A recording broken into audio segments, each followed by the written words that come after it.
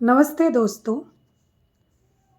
आज की कहानी जो मैं सुनाने वाली हूँ उसके लिए अंत तक बने रहिएगा, क्योंकि ये दूसरी कहानियों से हट करके है। और मेरे चैनल को लाइक, शेयर और सब्सक्राइब ज़रूर कर दें। ये कहानी है कुछ साल पहले की, जो मैंने सुना। एक भाभी के बारे में, हमारे रिश्तेदारी में एक भाभी लगती हैं। उनके साथ कुछ साल पहले ऐसा होता था, जिसकी जानकारी मुझे मिली कि उनकी कोई सहेली है जो उनके गोद में ही मरी थी। मतलब उनकी सहेली ने सुसाइड किया था, आत्महत्या की थी। किसी लड़के ने उनकी सहेली को धोखा दिया था। मतलब भाभी की सहेली को एक लड़के ने धोखा दिया था, जिसको बहुत ज़्यादा प्यार करती थी। इस कारण से उस लड़की ने जहर खा लिया और तड़प तड़प कर उसने जान दी। तो चूँकि ये भाभी उनकी बहुत अच्छी पक्की वाली दोस्त थी और शायद रिश्तेदार भी थी और एक ही गांव के थे, तो वो उनके आंगन गई, उनके पास गई और अपनी गोद में लिया। गोद में उनका सर रखा और उनकी गोद में ही तड़प तड़प कर उस लड़की ने जान दे दी। उसको बचाया नहीं जा सका। आत्महत्या करना तो पाप होता ही है, क्या मिलता है उसके बाद। तो स्वाभाविक सी बात है कि उसकी आत्मा तड़पती रही, भटकती रही। कुछ दिनों बाद क्या होता है कि मेरी भाभी, जो आज की डेट में जो गांव की दूर की रिश्तेदारी की भाभी है, वो उनकी हमारे उन भैया से शादी तय हो जाती है और वो उनके गांव जाते हैं, उनसे शादी कर लेते हैं।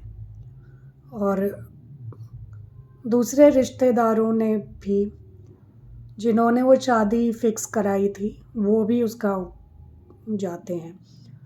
तो ये हमारे मतलब दादाजी के सगे भाई, उनके बेटा बहू ने फिक्स कराई थी शादी।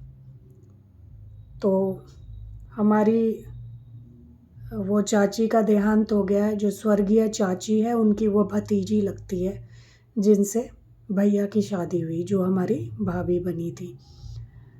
तो क्या हुआ कि हमारी जो ताई जी हैं, हमारे यहाँ चाचा चाची ही बोलते हैं ताऊ ताई जी को बिहार तरफ। तो जो चाची जी थी, वो उनकी बेटी और चाचा जी सारे शादी में शामिल हुए। तो ऐसा हुआ कि वो आत्मा शादी के वक्त से ही जो है सो उनके साथ चली आई थी, गाड़ी में बैठ के उनके साथ में। और शायद वो उस आत्मा ने भाभी के शरीर में भी प्रवेश कर लिया था। और उससे पहले क्या हुआ कि मतलब उस आत्मा का इतना आतंक पहले से था, गांव में कुछ कुछ होता रहता था। इसकी जानकारी मुझे पूरी तरह से नहीं है कि उसके आंगन में लड़की को, मतलब कि उस आंगन में जो है सो प्रणाम, लोगों को प्रणाम करने के लिए भी, मतलब जब दुल्हन हमारे यहाँ विदा होती है तो कुछ रिश्तेदारों, देवता वगैरह को प्रणाम करने जाती है उनके आंगन भी। लेकिन क्या था कि उनको मना किया गया, क्योंकि गांव घर में ये मान्यता होती है कि लड़की के ऊपर कोई भूत प्रेत का साया न हो जाए, नई लड़की मतलब नई दुल्हन उसके ऊपर। इसीलिए उसको मना किया कि प्रणाम नहीं करने जाने के लिए। शायद इस बात से भी उस आत्मा को काफ़ी दुख हुआ। वो काफ़ी खफा थी, क्योंकि बाद में जब कहानी आगे बढ़ती है तो आपको पता चलेगा कि क्या हुआ। फिर क्या था कि भाभी के साथ में उनकी मृत सहेली की आत्मा भी उस गाड़ी में आ गई। और इसका पता किसी को नहीं चला, क्योंकि हमारे यहाँ गांव देहात में लड़कियां ज़्यादा रोती हैं शादी होने पे। और खाली रोना ही नहीं होता है, विदाई के बाद भी वो काफ़ी रोने के साथ साथ हाथ पांव फेंकना, मारना, कोई चुप कराए तो उनको धक्का देना, इस तरह की चीज़ें वो करती हैं। लेकिन उनका बिहेवियर कुछ ज़्यादा ही अजीब था, क्योंकि वो ज़्यादा ही मार रही थी सबको, जो भी उनको शांत कराने की कोशिश करता। उन्होंने हमारी चाची जी की बेटी, जो दीदी थी, वो भी साथ में आ रही थी गाड़ी के, दूल्हा दुल्हन के साथ में। तो जो है सो उनको बहुत उन्होंने चुप कराने पे धक्का वक्का बहुत मारा, और लगभग मतलब काफ़ी उन्हें मारा, जिससे कि उनको काफ़ी चोट भी आई और वो काफ़ी परेशान हो गई थी। क्योंकि इसका ज़िक्र बाद में किया गया, दीदी बता रही थी कि ऐसा ऐसा कुछ ज़्यादा ही वो ऐसे कर रही थी, तो ऐसा भी क्या हो गया था। ठीक है, विदाई सबकी होती है, चलो कोई बात नहीं, बात आई गई हो गई। फिर कुछ समय के बाद में, जब भाभी के पिताजी वो कलकत्ता रहते थे और शादी तो बिहार में हुई थी, तो वो अपनी बेटी को लिवाने के लिए आए थे पहली बार कि लड़की मायके जाएगी।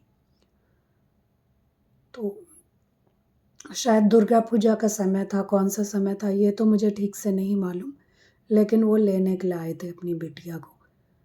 लेकिन उससे पहले ही वो उस आत्मा का उपद्रव शुरू हो चुका था उनके घर में, और उस आत्मा ने भाभी के शरीर में प्रवेश करके बोला कि बस इसको इसके पिताजी देख लें, फिर मैं इसको लेकर चली जाऊंगी।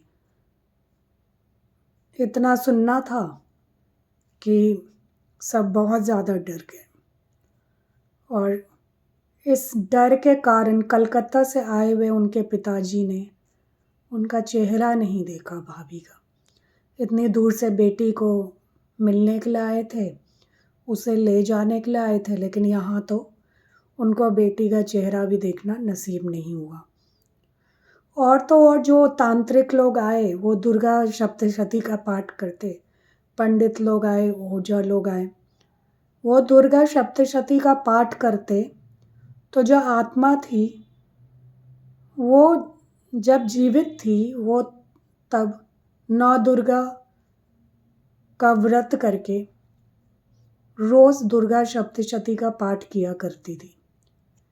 तो उस आत्मा को उससे कोई फर्क नहीं पड़ रहा था दुर्गा सप्तशती से, वो भागी नहीं, उल्टा वो पाठ करने लगी, खुद बोलने लग गई। जब भी पंडित बोलता, कहते कि मुझे दुर्गा सप्तशती से क्या डराओगे, मैं तो खुद जानती हूँ इसका पाठ करना।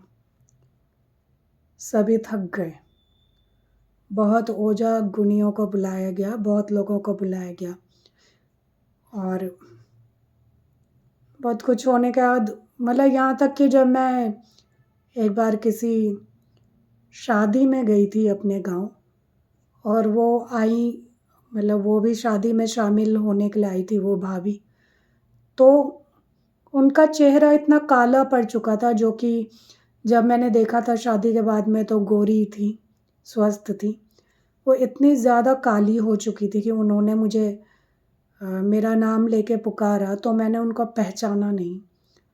और फिर इसके बाद मैं हैरान हो गई, मैंने कहा कि भाभी आप हो, मतलब ये क्या हुआ।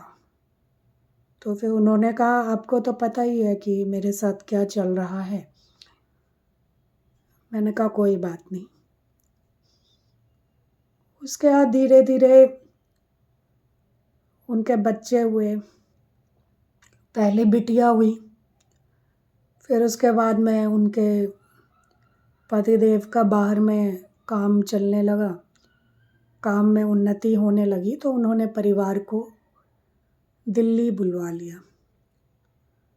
तो और तब तक काफ़ी उपाय हो चुके होंगे।